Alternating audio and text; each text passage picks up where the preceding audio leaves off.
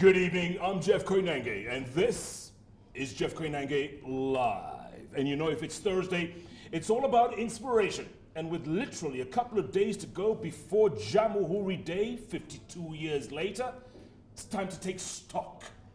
Maybe we've been a little bit too hard on the leadership of this country, or maybe we should continue criticizing, but constructively. Tonight, I want to carry on the conversation of being a patriot as we commemorate Kenya's Independence Day. On the bench today, a couple of amazing guys. You're going to love these guys because right before the last election, there's an initiative called Mdaima Kenya. Right? Kenya Daima. Kenya Daima. Yes. You know, dyslexic. Yeah. Kenya Daima. All about being patriotic, loving your country, being Kenyan first, everything else second. It was part of that election initiative, and yes, we got over that hurdle, but what happened since then? Have we slipped down that slippery slope? How do we get back? How do we compliment ourselves rather than criticize ourselves? Well, two great guests. Ungwana man, we all know, Njiru. He's been leading this initiative for the last decade and a half or so, and still counting, and still trying to be successful at it. Yeah. He's great, and he keeps calling it like he sees it. Either you're Ungwana or Mshenzi, and he'll tell you right off the bat. On the far end, it's great to have this young man who is Mr. CEO himself. I mean, he's worked for everybody. Harco Tiger Brands, yes. He's been director of KEPSA, chairman of Kenyan Association of Management. Now, he's the CEO of Vivo Energy, the folks who run Shell in Kenya. Wow. How old are you? 43. 43? Yeah. But, you know, his name is a little strange. His father called him Polycarp. He has a brother called Eutychus and another called Cleopas.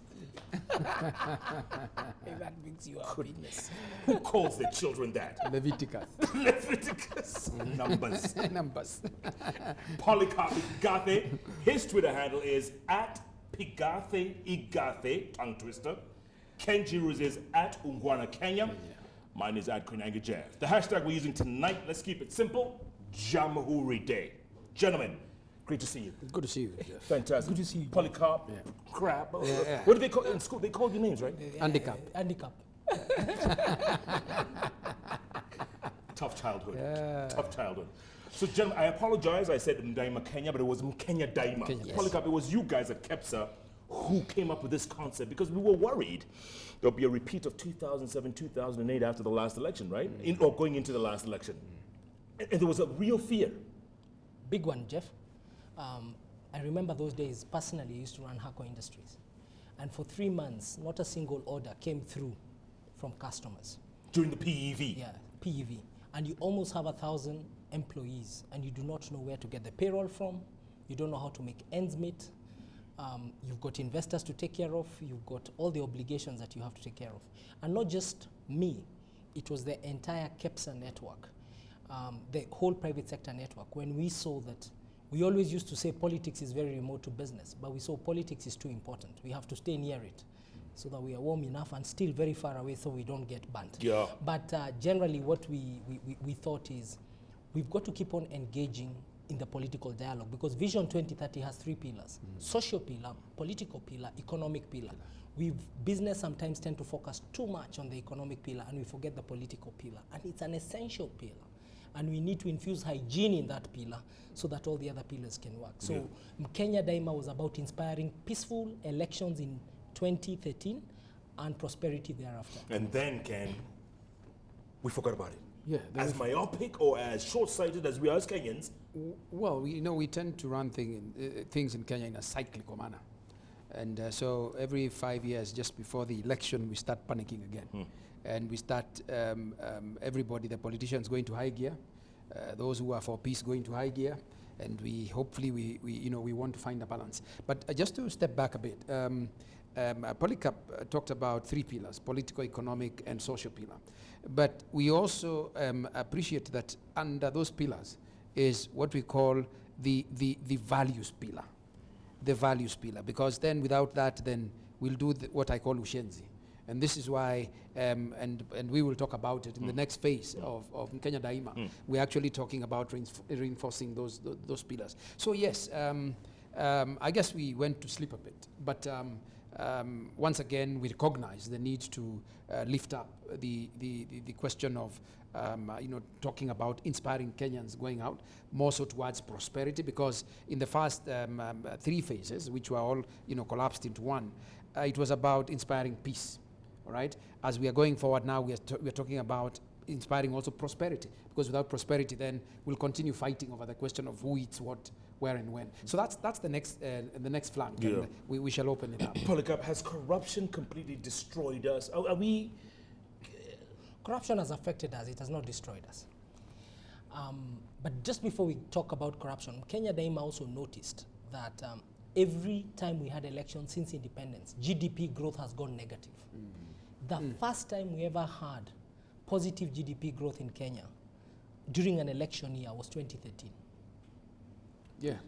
Because I think every part of Kenya, because in Kenya Daima involved civil society, involved religious bodies, involved big or small, we came together and we all said we want to hold our country together. But has corruption destroyed our country? Coming back to your question, it has not. It has affected our country. It has affected our country the way corruption has affected Russia, the way it has affected Turkey, the way it has affected Nigeria, the way it has affected Ethiopia, the way it has affected Tanzania. But what I think is destroying our country is the negative narrative, where we seem to be losing confidence as Kenyans. Because we are afflicted by corruption, we are almost looking at our country as a place in tatters, this wonderful place where we were placed by God on the equator. We're starting to really disparage our country. And I think there are very many ways that you see that expressed. And that is the Ushenzi, I think, my colleague here talks about. And for me, some of the indicators that despite the challenges, we're not saying there are no challenges, despite the challenges that we may be experiencing as Kenyans, and by the way, there is no country on earth without challenges. Corruption. Or corruption. For that matter. Yeah, I mean, the other day there was a terrorist attack in America. And so when it happens here, it's not, of course we don't want to see it, but you can't say it's uniquely Kenyan, because, for instance, when we have an attack like that, everything goes out of joint. The narrative goes out of joint. I mean, you can think this place is basically coming down because of what the politicians say, all right? And I don't see the same thing happening in a place like America, where they even start telling Obama resign, a lot of the Ushenzi thing that basically happens. But for me, what is critical, Jeff, is that I see Obama coming here. I see the Pope coming here. I see the Italian Prime Minister coming here. I see the Prime Minister, the Chinese Premier coming here. I hear Cameron is coming. All these guys can't be coming to a basket case. Kenya is not a banana tin pot republic. But the narrative seems to be saying we're a banana tin pot republic. And I think we need to be very careful. And that is not to say that we should not criticize. No, we should criticize. But in my mind, there is an Ungwana way of criticizing and an Ushenzi way of criticizing. You can criticize your child until your child grows up without confidence. It happens so many times. So that every time your child does something, instead of talking to them nicely, you're telling them, wewe mujinga kama mama yako, wewe ngombe, wewe punda, so that the child grows up thinking that they are a donkey. That is what some of our leaders in this country are doing, telling Kenya every time, nyinyi punda, nyinyi ngombe, wewe mjinga kama mama yako. I think we need to correct that child in a civilized manner. We need to converse. I mean, the other day, I was watching some, and if you take time out to watch international politicians, say Britain, for instance, Labour and the Conservative. By the way, there is no day Labour agrees with what Conservative says, but the way they say it is in a civilized manner. And they don't make wild allegations. Because many times in Kenya, somebody just wakes up and just makes an allegation, and he says, investigate it. And then after that, it dies. Then another one, then it dies. I think we are hurting this country. Today, I think something very significant. We were at the Global Compact UN conference, and it was dealing with corruption. And I remember distinctively Bob Collymore saying, he almost didn't come to Kenya because when he listened or read about the narrative in some books, he thought this place was coming down. But he's happy he came. Wow. And look at what he has been able to do. So that the minute we have all these negative narratives, then anybody who wanted to come and invest in this country, and of course investment means jobs, means creating wealth, especially jobs for our young people, holds back. And that is Ushenzi. And to add on to that, I mean, look, yes, we criticize, and there's nothing wrong with constructive criticism. Yeah. But what Ken says about allegations, wild allegations, and we eat it up. We gobble that stuff up. Let me borrow from the Prime Minister of Israel when he addressed the United Nations. He quoted Prophet Isaiah. And in quoting Prophet Isaiah, he said, Isaiah is a prophet in the Bible who invited the people to speak truth to power, which is something Kenya Daima believes in. And I think there are two powers in Kenya. We've got the power in government, they have their way, and we have the power in the government in waiting, which many people call opposition or which is called. That is also power because they are also powerful. And in their own right. And in their own right. Yeah. And they are called minority in parliament. But when you look, we're just about to get into Jamhuri Day. We had Madaraka Day, where we got self-government. Then we have Jamhuri Day, when we got independence.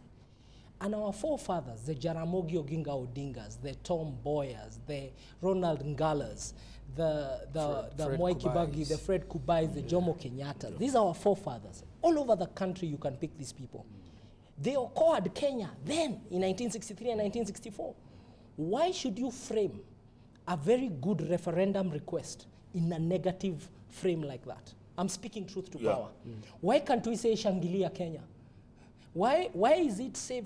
Because why the narrative is so much about this country is not dead. I tell you, we have 5% GDP growth since going back. 5%. And people are saying we're going to the dogs. And people are saying Okoa. We have, I sell fuel. Fuel demand this country, and I chair the Petroleum Institute of East Africa. Fuel demand in Kenya today is 20% up on last year. Fuel. Traffic jams in town. These people are not just driving around for fun. They are going for economic reasons. Yes. I just spoke to somebody who exports textiles to Agoa today, Jas Bedi, who runs Bedi Investments in Nakuru. His volumes are up 20%. Cement is up 26%.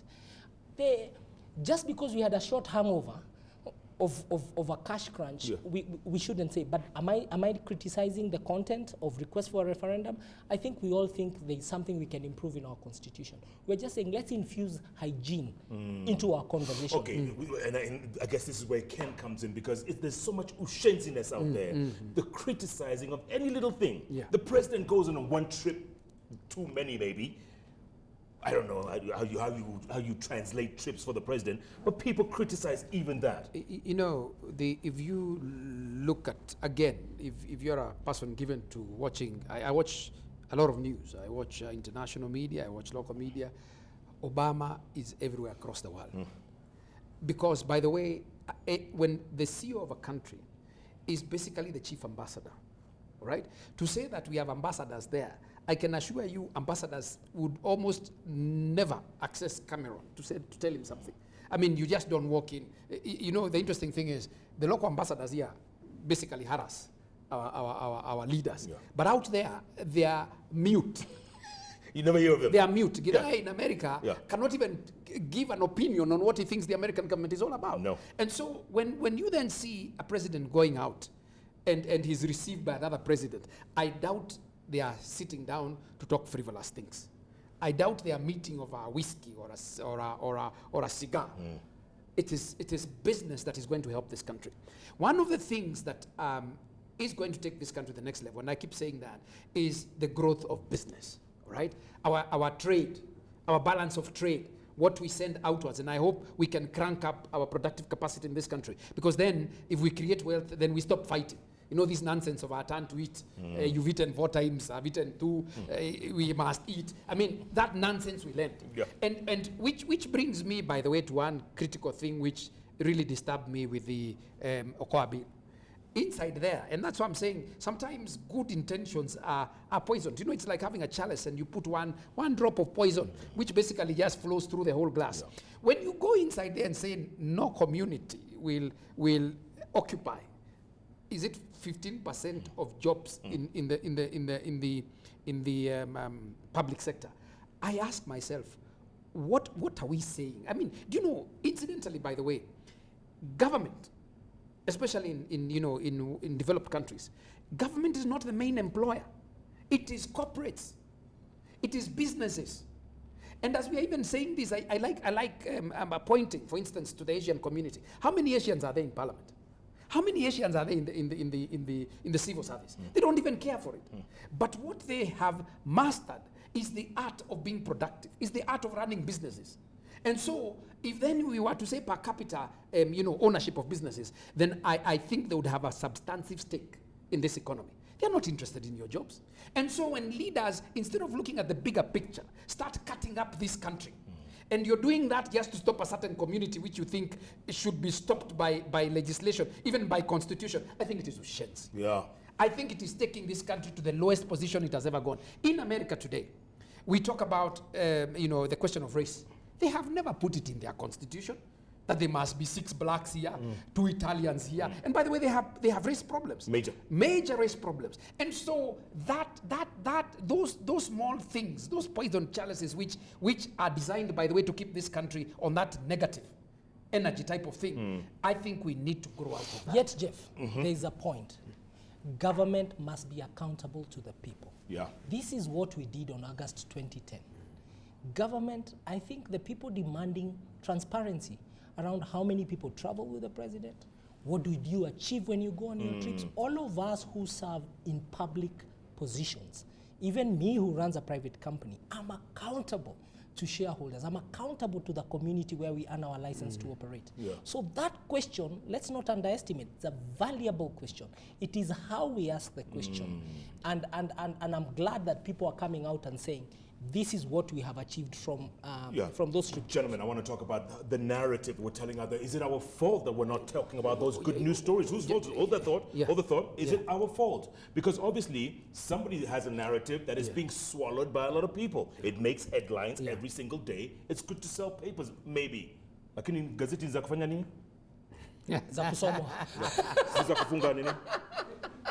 Za kusoma. How does that song go in Kenya Daima? Go on. Let me tell you. Go on. Let me hear the song. Mwalimu Wesonga, a a great teacher, wrote a beautiful song. Go on. And I have seen it played in discos, in communities in Kenya, and people sing to it. Do you remember it? Yeah. If you went to school during my time, which I think all of you did, this is how I it was used a little to go. ahead of you, but go ahead. Tushangilie Kenya, taifa letu tukufu, Kenya tunayoipenda daima, Kenya yetu tunayoipenda daima. Let's take a break. At Igathe, at Ungwana Kenya, at Koinange Jeff. We're taking stock as we go into this Jamhuri Day weekend, and this is Jeff Koinange Live. Keep tweeting. The hashtag is Jamhuri Day. Jeff Koinange Live takes a break. We'll be back in a moment. Tushangilie Kenya.